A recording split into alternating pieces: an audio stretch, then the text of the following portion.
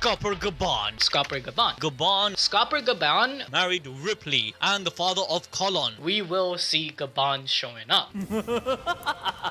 Once again, BALLS Deep Prediction has proven itself, as Oda just revealed how Luffy will ascend even further, becoming stronger than ever, with, of course, his new sensei. Yup, he's here, the left hand of the Pirate King, equal to Gol D himself, Scopper Gaban. We and the BALLS Deep community not only hit the mark on him being the mysterious Casa hat wearing man, but also Gaban being Ripley's husband and Koyon's father. Like, how did they even do it? But hey, that's not all, as our prediction of Gaban also being the mysterious man marked by flames might also be coming into fruition, as right after the biggest revelation in a century, with the epic double spread of this magnificent mural. Chapter 1139 starts off with Luffy and the gang continuing their search for Loki's key, but in such a huge castle, it would take them forever, which is something they don't currently have, as time is of the essence, especially since Shanks' evil twin brother Skamrock and his goons are about to start a war. Rodo even tells the gang that Yarul might be the only one who actually knows where this key is, you know, considering he's so old and he's in the circle of Elbaf. But unfortunately, asking him isn't a smart idea, since freeing Loki is considered to be the worst crime possible in Elbaf. I mean, even Zoro is still second guessing Luffy's plan. Regardless, searching for the key leads them directly to the castle's throne room, which is the same place where Skamrock and Gunko spawned at. This time, the gang realizes that the ceiling is destroyed and finds the magic circle that was used to summon the god's knight.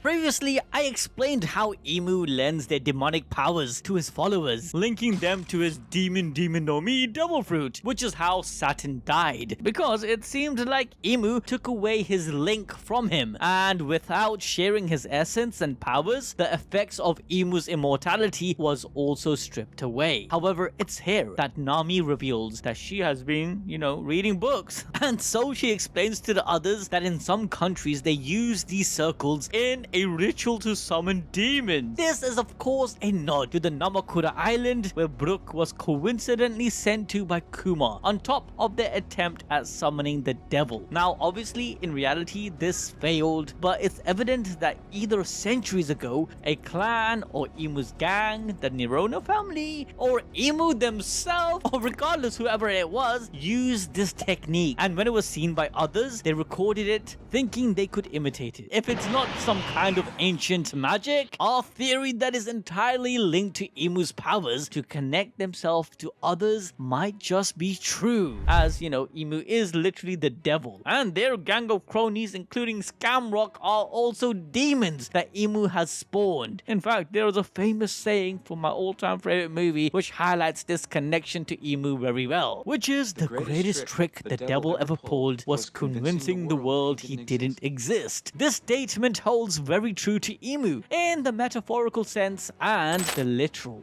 And so everything starts being pieced together, as even Luffy has a deja vu moment, from the time he saw this happening in Egghead. Come on boy, put it together. But suddenly they hear a voice. Mugiwara no Luffy, I always wanted to meet you. Seeing the magic circle though, Rodo gets caught up on Nami's word, frightened thinking it's demons, and without a second to spare, an axe comes flying towards them. In a panic, Rodo barely dodges, sending Nami flying to the sky, luckily to be saved by Luffy, who passes her on to Zoro. Remember, a drop from a giant's shoulder can kill a man outright, since they average around 20 meters tall. Instantly, Luffy realizes the axe came from the king's throne, noticing someone sitting there on its side. Leaving this poetic introduction, this man is none other than the left arm of the Pirate King himself, Scopper Gaban. My God! Okay, it's happening!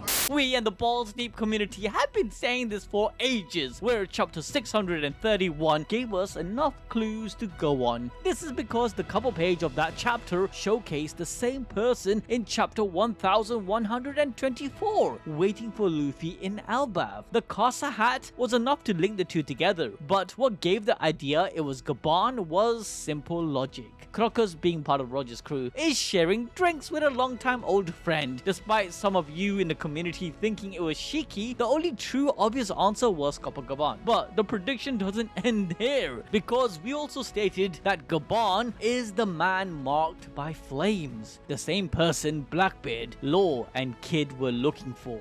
And in chapter 1139, Oda might have just reinforced it. Gaban being the man marked by flames made sense since Kid got involved with the redhead pirates even before the events of Wano, giving him knowledge of Gaban in the first place. After obtaining Wano's poneglyph, he headed straight for Elbaf in his attempts to meet the man marked by flames to find the next clue on the next poneglyph. Sadly, Kid ended up like this, so he couldn't get what he wanted. Now, the only other thing we know about the man marked by flames is that he sails in a black ship, can summon ocean vortexes with a possible devil fruit power, and might even hold the last poneglyph that went missing from Fishman Island. Given the timeline, it makes sense that Gaban secured it, and with Shanks heading straight for the One Piece, it's clear as day that he already accessed it. Moreover, Luffy is also missing only one poneglyph at the moment, and so meeting Gaban would get him one step closer to the final stage. But leaving all the hints to why it's Gaban,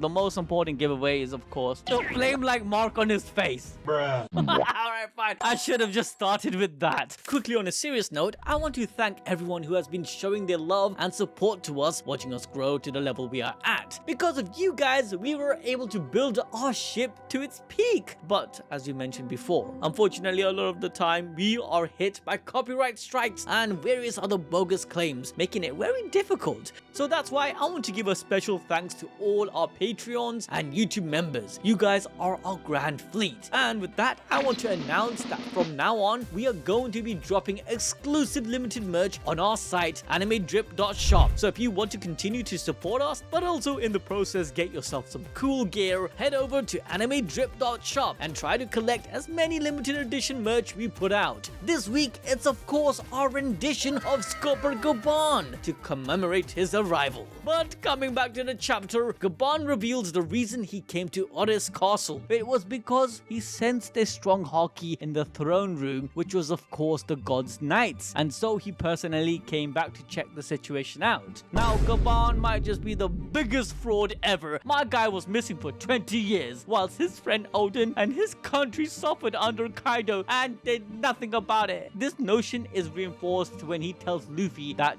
he's heard the rumors about Kaido's defeat and wishes to travel to Wano after many years. Yeah, now he wants to go to Wano. Move this man! But let's be honest, we all know the real reason he stayed in Elbaf. Oh yeah.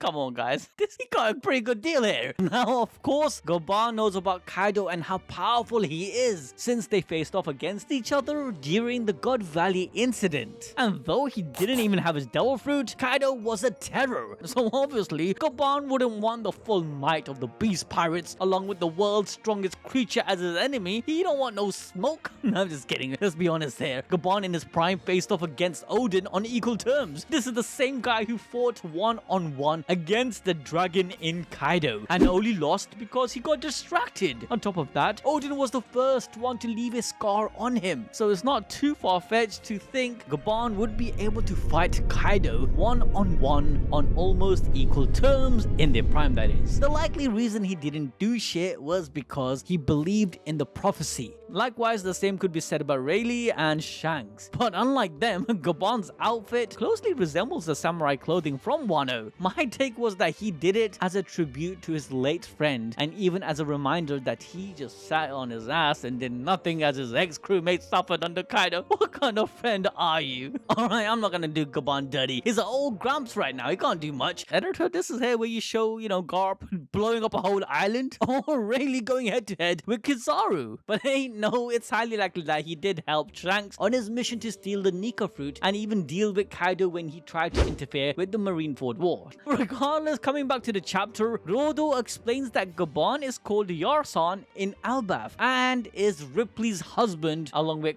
Koyon's father, to which Nami questions what we all were thinking about. How the hell is that even possible? And what is the logistics behind all of it? By the way, this kid is 20 years old, so my guy spent no time after his captain's death and straight up got down to business. Oh, you guys just show Ripley, man. I was like, I can't even be mad at this guy.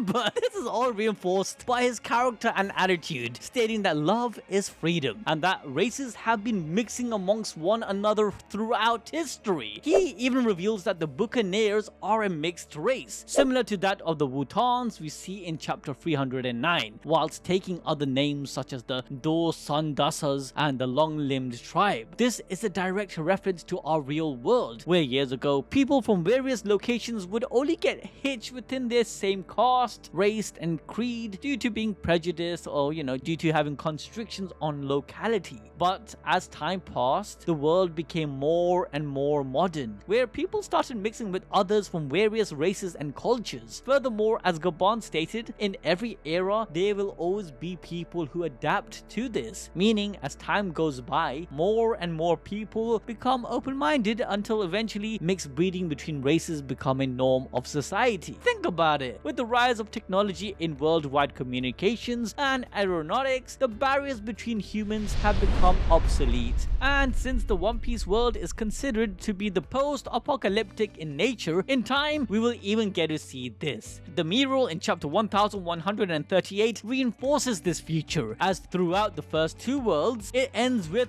"and they will never meet," where in the final world and era refers to the future. It ends with "they will surely meet," suggesting the separation between all species in the One Piece world will be broken, starting with the Red Line, the unruly nature of the Grand Line, and the dangers of the Calm Belt, creating the All Blue, i.e. the sea in One Piece. Now, as Gaban continues to yap, Zoro asks him who he is. Come on, how does he know so much? Where we get to see that Gaban's similarities with Sanji are more than just his epithet of the left wing of the Pirate King, as he answers Zoro's question by stating he's a missionary of love, to which Luffy thinks Sanji will grow up to be just like him. But hey, Luffy being Luffy casually reveals that they are searching for Loki's key, since remember, he wants information on Shanks and Loki promised to give it to him if he frees him from his chains. Now remember, Loki rampaged as a pirate for like 5 to 6 years after supposedly killing his father and eating the legendary devil fruit. So it's highly likely that he was the Yonko before Shanks and his territory was considered to be Elbaf. However, when Shanks put a stop to his rampage, he took his spot as protector of Elbaf and the next Yonko. And so, Gaban, knowing all of this, asks Luffy what he would do if his plan fails, and Loki goes berserk again, which Luffy, has the best first world solution. Just punch him hard enough to knock him out and lock him up again. Looking at Luffy's irresponsible and fearless nature, Gaban thinks back to the times when he tried to reason with his captain, laying out all the potential consequences of his actions. But hey, if Roger wanted to do something, he would do it. This fiery and headfirst approach was even spoken by Garp when Ace had asked him what his father was like. And here, Gaban notices Luffy is as what Shanks and Rayleigh saw, a literal embodiment of Gol D. Roger. Realizing this, he tells Rod to push the throne to reveal a secret hidden underground passage. Now, whilst Nami is all excited since, she's thinking she's gonna see the best treasures of her life. Yeah, the room is empty.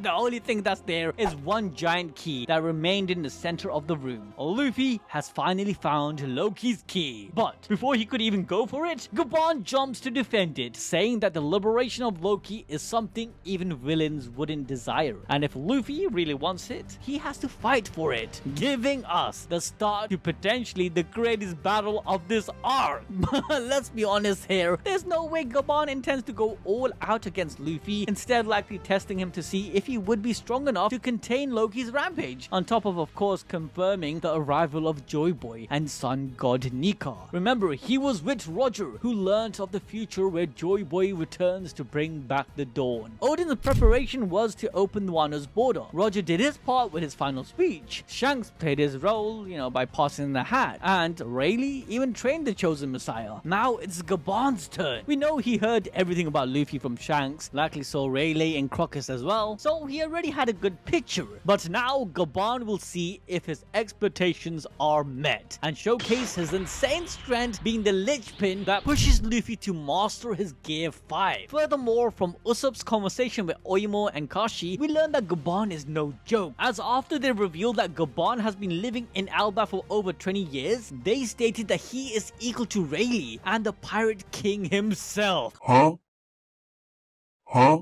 Okay, maybe that's a bit of an exaggeration, but his hype is insane. Gaban is a literal one-man army, as it's revealed that he defended his captain all alone against hundreds of enemy pirates. All of this happened before the Roger pirates went on their final voyage, where Gaban had taken his captain to a hospital in the middle of the mountains, where they were ambushed, and with just 2 acts, he defeated everyone on the island. But what makes things even more interesting is that after the battle, not a single tree was left standing on that mountain, which gave him his epithet of the Mountain Eater.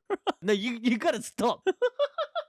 Now, given the timeline of things, this place could very well be the Reverse Mountain. I'm not saying it is, but it could be possible, since, Gaban took Roger to meet Crocus, who was considered to be one of the best doctors at that time. And we do know from chapter 506, Crocus lived there. It's also possible that the hospital referred here is Crocus's lighthouse, where the Roger pirates needed his help in easing the captain's pain from his illness, eventually recruiting him as a ship's doctor for their final voyage. And it would make sense that hundreds of pirates would be nearby, since one of the entry points to the Grand Line is at the Reverse Mountain. And do you see any trees nearby this place? No, I don't see any trees. It's here, alright. Which is why you should hop onto AnimeDrip.shop and purchase a limited edition Scopper Gaban shirt. Remember, it's only going to be live for 1 week, so don't miss your chance to get it. Oh, you're still here? Well, if you want to learn more about how Roger gave Shanks his lifelong mission, click on this video about his family tree next.